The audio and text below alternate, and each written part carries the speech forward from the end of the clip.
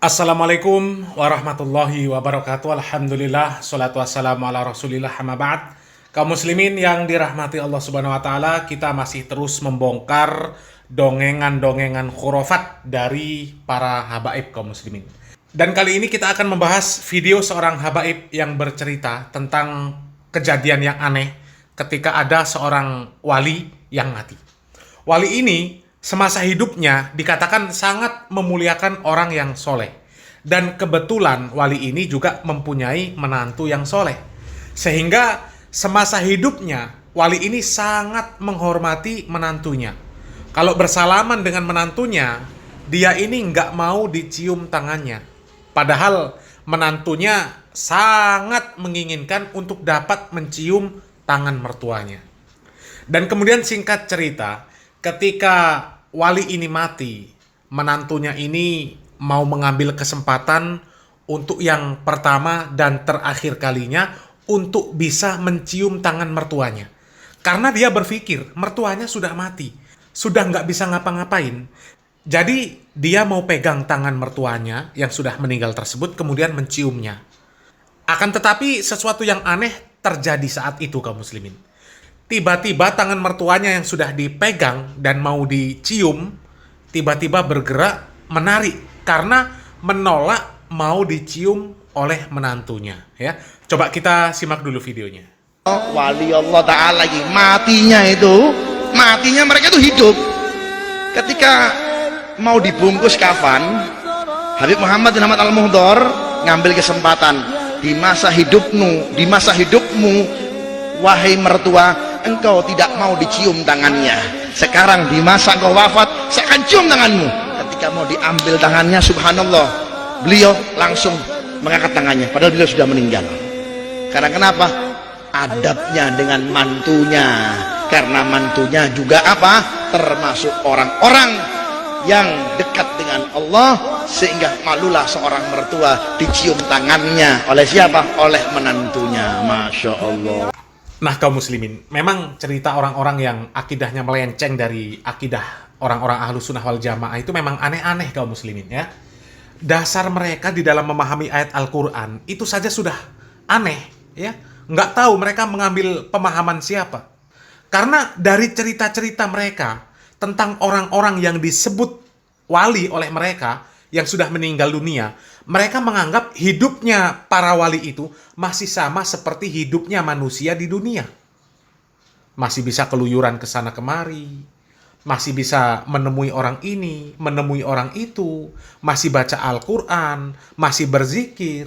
Pokoknya masih seperti hidup di dunia. Masih hidup seperti layaknya manusia yang lain. Bahkan dari cerita yang sudah kita simak tadi ya, jasadnya pun masih bisa bergerak untuk menolak ketika tangannya mau dicium oleh orang lain. Ya, coba.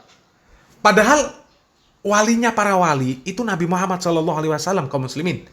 Kemudian disusul siapa? Para sahabat radhiyallahu anhum majma'in. Mereka ini penghulu para wali. Tapi nggak ada cerita ketika mereka meninggal dunia kemudian terjadi hal-hal yang aneh-aneh seperti itu.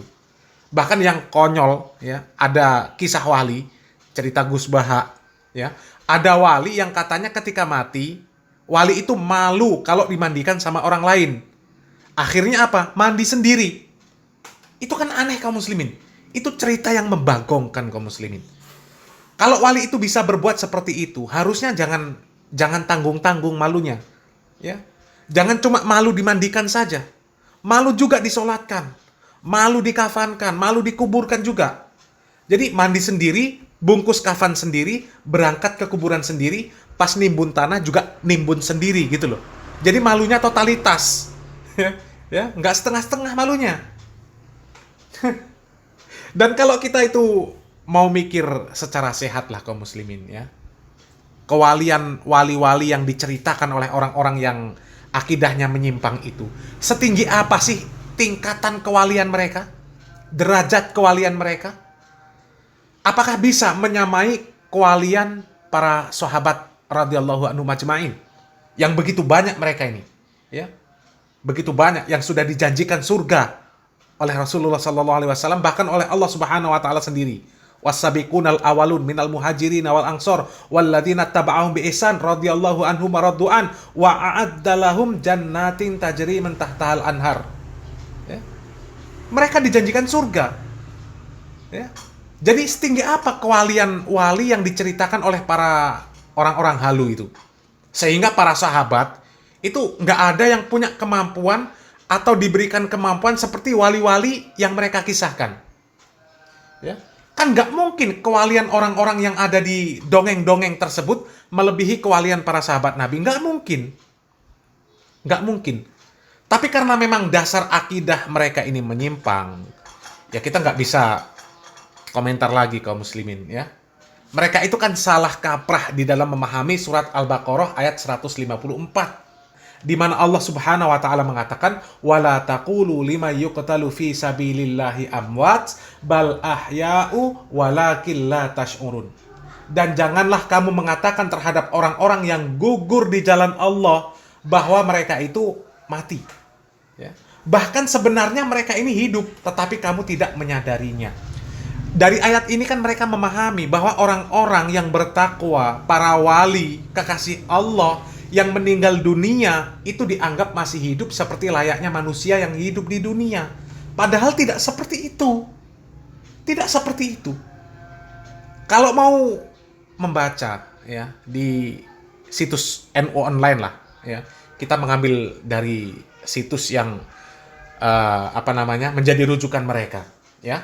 Di dalam situs NU Online, ketika menafsirkan surat Al-Baqarah ayat 154, dikatakan bahwa Syekh Muhammad Ali As-Sabuni itu menjelaskan bahwa maksud dari ayat wala taqulu lima yuqtalu fi sabilillahi amwat ialah janganlah kalian berkata terhadap mereka yang meninggal dalam keadaan syahid, mereka telah mati.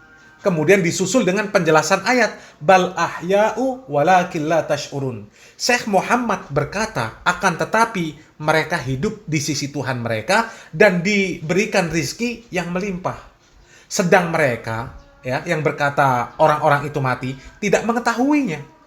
Mereka ini berada dalam kehidupan barzakh. Dan namanya hidup di alam barzakh itu nggak mungkin keluyuran ke dunia, apalagi mendatangi fulan, mendatangi fulanah, kesana, kemari, begini, begitu. Apalagi dikatakan masih hidup seperti layaknya orang yang masih hidup. Ketika dikatakan sudah meninggal dunia, tangannya mau dicium, kemudian masih bisa menarik tangannya, masih bisa menolak. Itu artinya orang masih hidup, bukan orang yang meninggal dunia, bukan orang yang mati. Jadi itu pemahaman yang sangat sesat dan menyesatkan.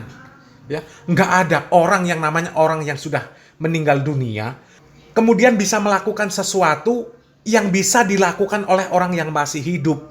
Kalau masih bisa, kenapa juga dia harus dimandikan, ya, dikafankan, dikuburkan. Sedangkan dicium tangannya saja malu. Bagaimana dimandikan? Bagaimana disolatkan? Bagaimana dikuburkan? Itu perkara yang lebih besar daripada sekedar cium tangan.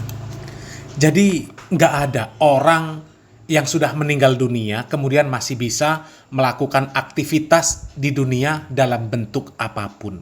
Kalau sudah meninggal dunia, maka putus aktivitas dia di dunia. Dia sudah berada di alam barzakh sampai nanti hari kebangkitan. Wallahu a'lam bishawab. Mudah-mudahan yang sedikit ini bermanfaat. Salam waras, salam akal sehat. Barakallahu fikum. Wassalamualaikum warahmatullahi wabarakatuh.